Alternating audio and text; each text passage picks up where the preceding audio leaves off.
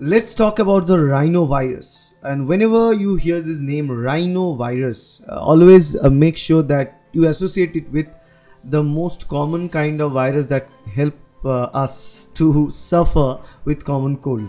So rhinovirus is the very common virus that cause common cold, one of those common viruses that cause common cold. So the basic information is that is the most common viral infectious agent in human, and is the predominant cause of the common cold, and is the most common viral infectious agent for human.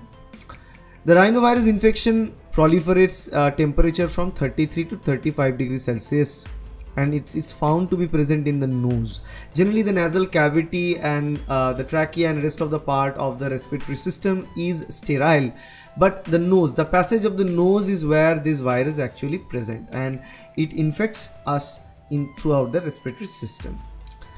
How does it look like? This is the picture of how does it look like, but what I can say is that this is a non-enveloped virus. Rhinovirus is a non-enveloped virus, and the virion is composed of 4 capsid proteins, okay, surrounded by the positive sense single-stranded RNA genome and VPG protein covalently bound to the 5' end of that RNA. So one single protein is linked with the RNA inside, and we told you that this is non-enveloped virus and it has 4 types of capsid protein that build it up, okay. And as I told you earlier, it is present in the nasal passage, at the tip of the nose and the nasal passage. The icosahedral capsid, the capsid structure is icosahedral, and 60 subunits are present that makes the overall capsid structure, that is arranged as a 12 pentamer structures, okay. So icosahedral capsid, no envelope, and a positive single-stranded RNA with a protein linked to the 5' end. So what is the size of this virus? This is a small virus, 30 nanometer, without any kind of envelope, and generally we know that non-enveloped viruses are small to medium in size. The genetic material, as I told you earlier, it's a plus single-stranded RNA that acts as a genetic material, and this RNA with 5' end attached to a specific protein.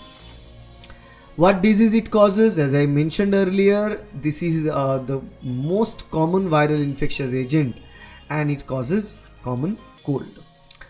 The incubation period for rhinovirus, manifestation of the disease generally occur between 12 and 72 hours from the infection, and it lasts for 7 to 11 days.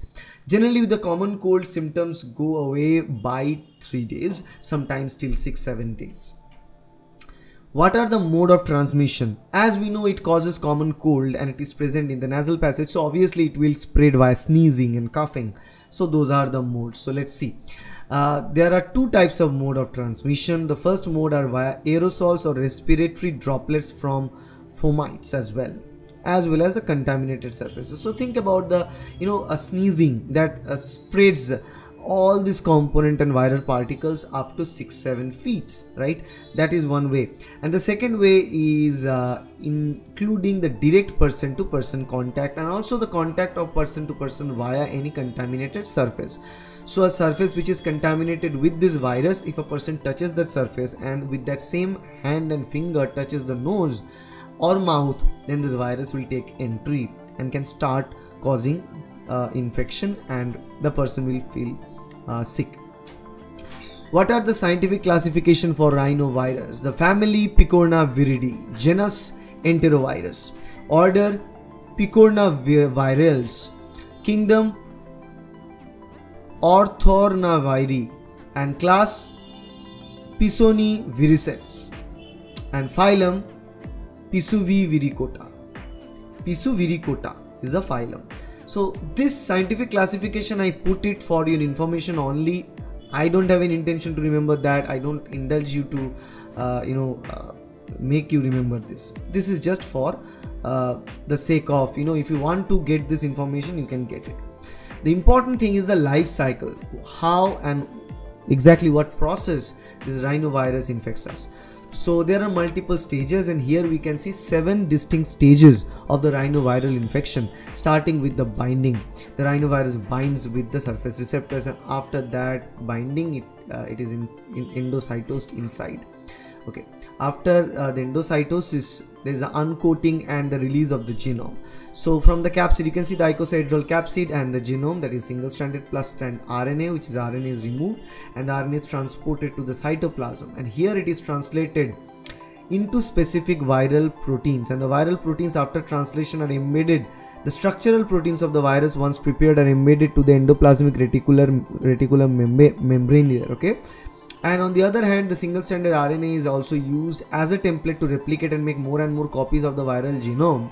So viral genome is prepared and the viral structural proteins are made and embedded to the ER membrane, and then the viral genome is taken and a portion of the structural protein coated ER membrane is packed, and as a result of which the packaging is complete, the viral core structure is formed, and then after the core structure is formed, then it can take two different approach. One is the non-lytic approach, other one is the lytic approach. The lytic approach is destroying the host cell completely and remove out of the host cell, and non-lytic approach is the approach where it takes a part of the host cell membrane and take itself out. Now this is also a way, although I told you earlier that this is a non-enveloped virus, but it generally can take a part of this host cell membrane in order to evade or elucidate the immune, because the immune system is always active to fight against the viral infection. So if it bursts open a host cell, the immune system will find it first, and the chemotaxis of immune system cells will begin very, very fast. So to prevent that, they may go with the non-lytic mode, but actually the lytic mode is the one that helps this virus to spread rapidly. Okay, that's how the life cycle works.